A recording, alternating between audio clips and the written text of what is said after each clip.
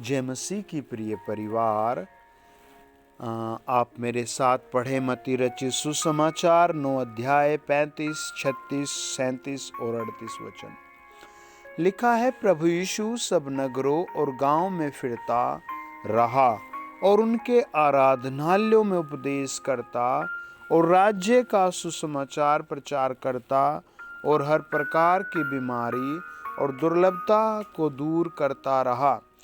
जब उसने भीड़ को देखा तो उसको लोगों पर तरस आया, क्योंकि वे उन भेड़ों के समान जिनका कोई चरवाहा न हो, व्याकुल और भटके हुए से थे। आइए प्रार्थना करें। अपने सरों को झुकाएं, अपने फोन के डिस्प्ले पर हाथ रखें। आदरणीय प्रभु यीशु मसीह, हम आपके कलवरी खून के द्वारा आपके बच्चों को आपके चरणों पर लाते हैं और प्रार्थना करते हैं, पवित्र आत्मा आप स्पर्श करे और हर आवश्यकता पूरी करें और अपने हर बेटे बेटी को अपने लहू में छिपाएं। यीशु मसीह के नाम से बड़ी आशीष आए, हर तरीके की बड़ी आशीष आए। नौकरी की आशीष, बीमारियों से चंगाई की आशीष, हर दुख से छुटकारे की आशीष, शांति की आशीष, प्रभु यीशु मसीह के पवित्र नाम में आमीन। सब कहें आमीन।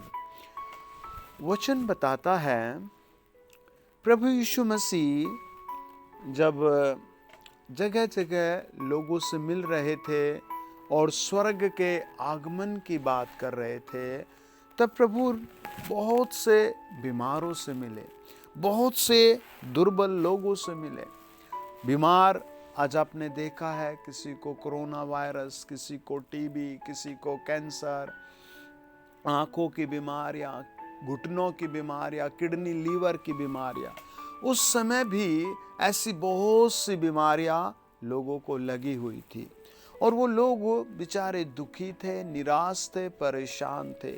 मरकुस 5 अध्याय बताता है कि एक आदमी बेचारा पागल था, प्रभु यीशु मसीह से स्वयं मिले। मरकुस 5 में लिखा है कि एक बहुत बड़े अमीर आदमी ने प्रभु यीशु से कहा, प्रभु यीशु मेरे घर चल, मेरे घर चल, मेरी बेटी बहुत बीमार है। और प्रभु उसके साथ चल दिए। और मरकुस 5 में लिखा है कि एक औरत प्रभु यीशु के पास आई जिसको बहुत बुरी बीमारी थी, लहू बहने की बीमारी। आज भी बहनों को बहुत सी ऐसी बीमारियां होती हैं जो वो डॉक्टर को भी नहीं बता पाती। बहुत से ऐसे रोग होते हैं जो बेचारी वो शर्माती और छिपाती हैं। ऐसी बहुत सी बीमारियां भाइयों को भी होती है, पुरुषों को भी होती है, और ऐसे ही न जाने कितने रोग बूढ़ों को, बुजुर्गों को भी हैं। प्रभु यीशु मसीह का वचन बताता है, प्रभु यीशु ऐसे हर आदमी से मिले और जो प्रभु यीशु से मिला वो चंगा हो गया, उस बीमारी से छूट गया। ऐसी बहुत से सही खाना न मिलने के कारण दुर्बल हो गए हैं लोग आज भी। प्रदूषण के कारण, वातावरण के कारण, पानी के कारण, न जाने कैसे कैसे लोग दुर्बल हो गए। जो लोग दुर्बल थे, कमजोर थे, आत्मा में, देह में, प्राण में, हाथ पांव कमजोर थे, वो सब प्रभु से मिले और प्रभु यीशु मसीह ने उन्हें भी चंगा किया। और इसमें एक बहुत बड़ी बात लिखी है कि प्रभु यीशु मसीह ने उनकी दुर्लभता और बीमारियों को दूर किया। और भीड़ को देखा तो उसको लोगों पर तरस आया। आपने कई बार देखा होगा, जब आप एक काम करते हैं, फिर दूसरा काम करते हैं, फिर तीसरा, तो आपको खुद ब खुद ही गुस्सा आ जाएगा। आप बहुत बार झुंझला उठेंगे, है ना। मेरे एक दोस्त ने मुझे बताया कि मैं अपनी नौकरी से रिज़ाइन करना चाहता हूँ। मैंने कहा, क्यों भाई, हम प्रार्थना करेंगे। उसने कहा, प्लीज़ प्रे फॉर मी, मैं सच में बहुत डिस्टर्ब हूँ। मैंने कहा, क्या हुआ। उसने कहा, मेरे सारे सीनियर मुझे बहुत दबा कर रखते हैं और मुझे बहुत सारे काम करने पड़ते हैं, यहाँ तक कि मुझे सिगरेट भी ला कर देनी पड़ती है, समोसा चाय ला कर देनी पड़ती है। मैंने कहा हमारा कर्तव्य हम जहाँ काम करते में करना चाहिए। उसने कहा मुझे समय से ज़्यादा और अपनी ड्यूटी से ज़्यादा काम करना पड़ता है। मैं काम तो कर लूँ लेकिन मुझे कई लोगों के ताने और जलीलत भी सहनी पड़ती है। मैंने कहा तुम रो मत, हम तेरे लिए प्रार्थना करेंगे। तू प्रभु यीशु पर विश्वास कर। और प्रभु ने उस पर बड़ी दया की। अगले कुछ ही महीनों बाद उसका वहाँ से ट्रांसफ़र हो गया और वो बहुत बहुत आभारी रहा प्रभु का। उसने बहुत धन्यवाद किया। मेरे पास एक मीटिंग में कई परिवार आए और उन्होंने कहा कि मेरी माँ एक हॉस्पिटल में बीमार है और उसने कहा कि डॉक्टर ने कहा कि ऑपरेशन होगा, लेकिन समस्या ये है हमारे पास पैसे नहीं हैं, हम कहाँ जाएं, हम बहुत परेशान हैं। मैंने उस सभा में कहा सब लोग हाथ उठाओ, और मोबाइल में वो रिपोर्ट ले रहा था। मैंने कहा अभी प्रभु का तरस आएगा और तेरी माँ के सारे ऑपरेशन कैंसल हो जाएंगे और प्रभु यीशु कल शाम तक ही तुझे आशीष देगा, डॉक्टर कहेगा वो ठीक है। उसने विश्वास किया। हम सब ने, सैकड़ों लोगों ने उसी क्षण लगभग 3 से 4 मिनट उसके लिए प्रार्थना किया और वही हुआ। प्रभु के अनुग्रह से अगले शाम उन्होंने बताया कि डॉक्टर ने कहा इसका तो पूरा बॉडी ठीक है, ऑपरेशन की कोई ज़रूरत नहीं, इमरजेंसी से बाहर कर रहे हैं। परमेश्वर की आराधना करो। आज भी प्रभु हमें देखकर तरस खाता है जब हम प्रभु के पास आते हैं। वचन कहता है प्रभु यीशु ने उन्हें देखा और तरस खाया। प्रभु यीशु ने उन्हें देखा और रो पड़ा, है ना। आप भी अपना हर बोझ, अपनी हर समस्या, अपने हर दुख को लेकर प्रभु यीशु मसीह के पास आ जाएं। अपने घर में ही मैट बिछाकर बार बार कहे प्रभु यीशु मुझ पर दया कर, प्रभु यीशु मुझ पर दया कर, प्रभु यीशु मैं आपको जानना चाहता हूँ, प्रभु यीशु मैं आपकी आवाज़ सुनना चाहता हूँ, प्रभु यीशु मसीह मैं आपको देखना चाहता हूँ। वो दया से भरा हुआ, तरस से भरा हुआ आपके घर आएगा और आपको बात करेगा और आपके दर्द को दूर करेगा। चाहे आपका बेटा बिगड़ गया, आपका पति बिगड़ गया, आपके परिवार में चाहे कोई भी बेचारा किसी भी संगति में, बुरे जीवन में फंस गया, जब आप प्रार्थना पर विश्वास करेंगे, प्रभु यीशु मसीह पर विश्वास करेंगे, प्रभु यीशु मसीह से प्रार्थना करेंगे, तो आप अपना चमत्कार जरूर प्राप्त करेंगे, आप अपनी आशीष जरूर प्राप्त करेंगे।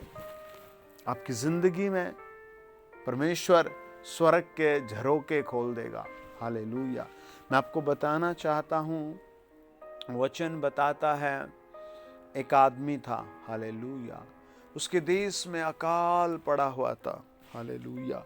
वो सोच रहा था मुझे ये घर छोड़ देना चाहिए, वो सोच रहा था मुझे ये शहर छोड़ देना चाहिए, वो सोच रहा था मुझे देश छोड़ देना चाहिए, लेकिन वो पिता को जानता था, प्रभु यीशु मसीह को जानता था और उसने प्रार्थना किया, लॉर्ड प्रभु यीशु मुझे बताइए मैं क्या करूं, प्रभु यीशु मुझ पर अनुग्रह कीजिए। प्रभु ने उससे कहा यहीं रह, इसी अकाल के समय में जोत और इसी अकाल के समय में जमीन में बो, मैं तुझे आशीष दूंगा। उत्पत्ति 26 अध्याय 12-13 वचन कहता है, इसहाक ने बोया, जोता और काटा और 100 गुना प्राप्त किया। आज भी प्रभु सेम आप पर वही आशीष देगा। प्रभु यीशु मसीह आज भी सेम वही आशीर्वाद आपको देगा। Praise the Lord. यशायाह की पुस्तक 66 अध्याय 23 वचन, यशायाह की पुस्तक 61 अध्याय 1 वचन, प्रेरितों के काम 10 अध्याय 38 वचन कहते हैं, मत्ती 5 अध्याय 3, मत्ती 11 अध्याय 5 वचन कहता है, प्रभु यीशु मसीह कल, परसों, आज और युगान युग एक जैसा है। वो इस दुनिया में इसलिए आया है कि वो गरीबों पर दया करे, वो बीमारों को चंगा करे, वो सताए हुओं को शांति दे, वो बंदियों को कैद से आजाद करे। प्रभु यीशु मसीह को जब मत्ती रचित सुसमाचार 27 अध्याय, मत्ती रचित सुसमाचार 28 अध्याय, मरकुस 15 अध्याय, लूका रचित सुसमाचार 23-24 अध्याय बताता है, प्रभु यीशु मसीह को जब क्रूस की ओर पकड़कर ले जाया गया, प्रभु यीशु ने कहा, मैं इसीलिए आया हूं, हे पिता, तू चाहे तो ये प्याला हट जाए, वरना मेरी नहीं तेरी इच्छा पूरी हो। और वो क्रूस पर चला गया और वो खुश होकर चला गया, वो खामोशी से चला गया, क्योंकि उसके लहू का एक एक कतरा आज हर इंसान को जो प्रार्थना करता है, कहता है, हे प्रभु यीशु मुझ पर दया कर, उसके फाइनेंस को ग्रोथ करता है, उसके पापों को क्षमा करता है, उसकी जिंदगी से अकेलापन दूर करता है, उसके विचारों की तलवार को हटाता है। आपकी जिंदगी में प्रभु ऐसा ही प्रेम भरना चाहता है। प्रभु यीशु आपको ऐसे ही हजारों दुखों से आजाद करके शांति, उद्धार, स्वर्गीय जीवन प्रदान करेगा। प्रकाशित वाक्य और 20 अध्याय और उसका 1, 2, 3 वचन बताता है, फिर मैंने एक स्वर्गदूत को स्वर्ग से उतरते देखा, जिसके हाथ में था कुंड की कुंजी और एक बड़ी जंजीर थी। उसने उस अजगर अर्थात पुराने सांप को, जो शैतान है, पकड़कर 1000 वर्ष के लिए बांध दिया और उसे अथाह कुंड में डालकर बंद कर दिया और उस पर मोहर कर दी कि वह 1000 वर्ष के लिए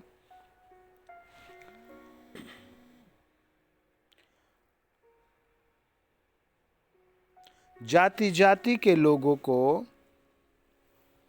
फिर न भरमाए। इसके बाद अवश्य है कि थोड़ी देर के लिए फिर वो खोला जाए।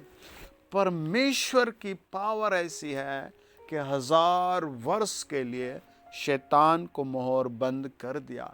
आज आप भी अपने हाथ उठाएं और कहें, प्रभु यीशु मुझ पर दया करने के लिए धन्यवाद। मैं अपना जीवन, मैं अपना घर, मैं अपना परिवार तुझे सौंपता हूँ। मैं आत्मा में देखता हूँ प्रभु आपको छू रहा है। मैं आत्मा में देखता हूँ प्रभु आपको छुड़ा रहा है। मैं आत्मा में देखता हूँ परमेश्वर के दूत आपके घर आ रहे हैं।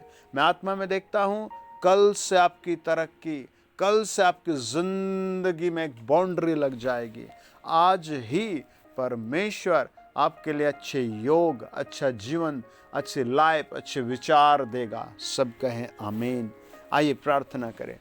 होली गोस्ट, पवित्र आत्मा जी, न जाने कहाँ कहाँ लोग परेशान हैं, न जाने किन किन हालातों में परिवार दुखी हैं। मेरी प्रार्थना है स्वामी, जो लोग मुझे सुन रहे हैं उन्हें आप शांति दो, उन्हें आप चंगाई दो, उन्हें आप प्रेम दो, उन्हें आप हर तरीके का छुटकारा दो। मुकदमों से छुटकारा, बीमारियों से छुटकारा, कलेशों से छुटकारा, गरीबी से छुटकारा, कर्जों से छुटकारा। प्रभु यीशु आप अपना हाथ रखकर आशीष दो, यीशु मसीह के नाम से। आमीन, आमीन। God bless you dear family. आमीन।